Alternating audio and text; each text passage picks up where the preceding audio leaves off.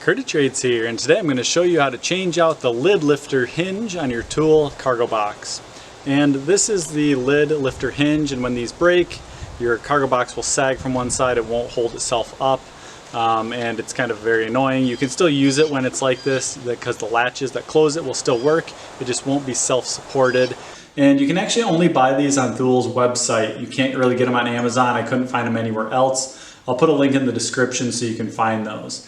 And almost all the models have similar arms, if not sharing the same arm.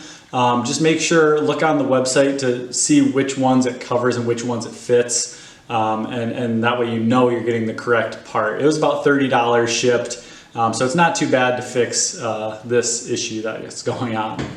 And all you're going to do to take this off is you're just going to pull it at an angle and it should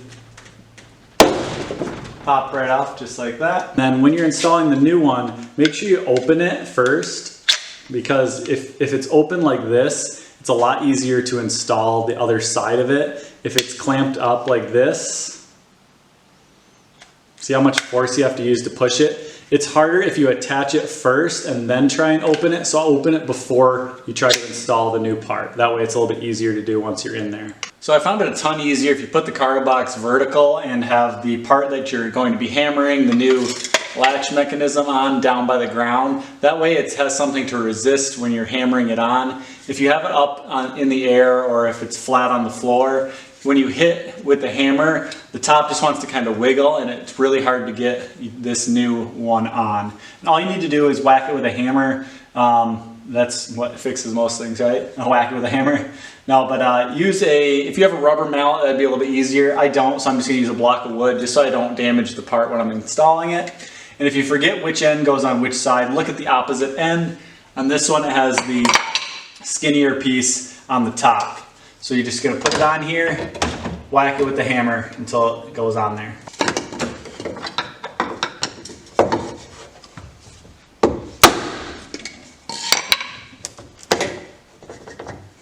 That's all you got to do for one side, then the same for the other.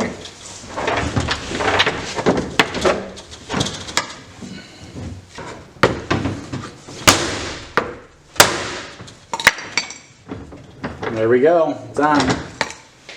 All right, now just check to see if it works, and you do really have to wallop it really good with the hammer to get it on there. You can use a little bit of grease, but it's not necessary.